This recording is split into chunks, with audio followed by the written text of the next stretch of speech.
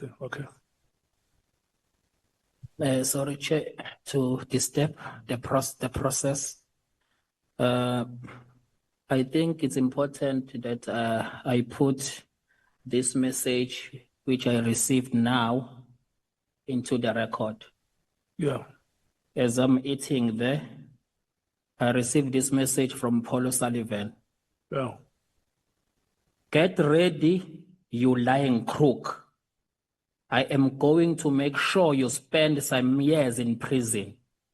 You were bribed by Mkhwanazi and Mabula. Now you will pay for your crimes, guaranteed.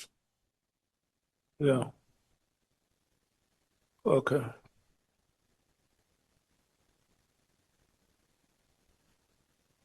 Honorable members, are you triggered?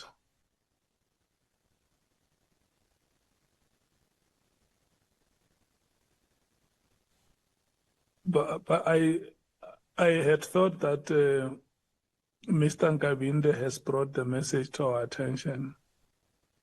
And then what we should do now, we may not be coherent in the manner we deal with it. Let's think about it. And then we are together this week and next week when we are in a committee meeting dealing with these matters. For now, what we should do is for the legal authorities of Parliament, Mr. Nkabinde, to work with you and find a way how they can help you in the circumstances. And then the committee will come and have a discussion on that matter and see how your rights as a citizen of this country are guaranteed. You know, when we fly that banner which says proudly South African, we also include you in that message. Yeah, Honorable Nomban. No, Chair, I know that it's not a meeting to discuss all these things, but we just want to put it to the committee that the sooner we call Paul O'Sullivan to come to the committee, the better. We've heard enough about this man intimidating people, running the show alone, putting his hands where he doesn't qualify to put hands. He must come here as a matter of agents. Before we close, he must come before this committee.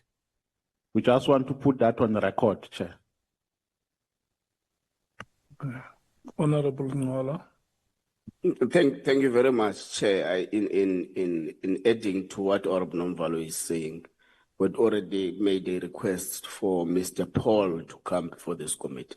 But I think, Chair, it is important to put it out there that we bear responsibility to protect the witnesses that are assisting the work of this ad hoc committee, and won't tolerate or stomach any form of intimidation if it comes out of a testimony that has been given before this ad hoc. We agree with you, Chair, that we're going to await the Legal Services Department to give us available options to attend to the matter decisively, and if needs be, attend it aggressively. Thank you very much, Chair. Honorable Matthews. Chair, I think we must also note that this is not the first time that Paul O'Sullivan has sent such messages. There's a PMG recording when the police committee sat, I think it was in 2018, and he sent a similar message to all the MPs. So it's not just about the witness that is here today, but it's also about us as members of Parliament and as members of this ad hoc committee. So a very strong message must be sent out to it. And I think we should also explore our legal obligations and options on what we can do about him outside of him just coming to appear here. We can't be threatened in front of the whole nation, actually internationally, by this Paul O'Sullivan. It can't happen. Okay. Honorable James. Honorable Sauls, do you want to say anything on this matter? Yes, Chair. I think very imperative that Mr. Nkabinde should send a screenshot of that message to us so that we also have that on record. And I think the whole country will be watching.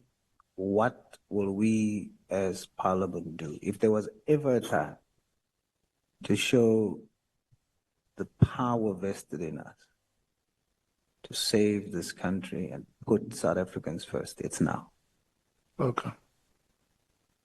We can't allow that. Thank you so much, Honorable Skosana. Thank you, Chair. And I guess Mr. Nkabinde must screenshot that before he delete the message. And I think as MKP, we've opened cases and the police acted. We'll open a case against him because we can't have a thug intimidating parliamentarians and witnesses here. Like my honorable colleague Matthias said in 2018, he did the same thing. We cannot allow that, Chair. Hence, I said earlier, we should not be a banana republic or a mafia state. And I hope the police are watching this. And unfortunately, this human rights issue sometimes take time for a person to be arrested. But if I was in charge of the police, or if we're in America, you will be arrested tonight. Thank you. Honorable Shongwe. Chair, just to emphasize on Ubabu Nkabinde, I think when you are screenshotting, just don't only screenshot where there's a name. Kindly screenshot where there is numbers as well, where we can see it's his numbers. You are our guest, La. So for this Paul O'Sullivan to understand what South Africans are no longer playing, can he report to any police station tomorrow? Because personally, I am going to open that case. This is our house and you are my guest. We will deal with this person. If his attitude thinks he can run South Africa like he did, we will deal with him. So please, Chair, as soon as next week when we're going to seek at Matlala, can we meet Paul O'Sullivan in that jail so that we can deal with him in that jail and leave him there? Thank you, Chair. Chief Whip, do you want to say something? Okay. We will escalate this matter to the legal team of Parliament. You are also here with your legal team, Mr. Nkabinde. And we have full confidence that they will advise you appropriately on what rights you have as a South African and what appropriate steps can be taken immediately to help you. Yeah. Unfortunately, where I'm sitting, I cannot say to them, help you. I can only acknowledge their presence here to say, as people who deal with the law, for sure, they know better what are your rights as a citizen of this country and what are the necessary and appropriate steps that must be taken. And your comments are appreciated, honorable members. There are South Africans who lost their lives. There are families that even today do not know where their children are buried, who were fighting for democracy to happen, freedom and equality in this country to happen.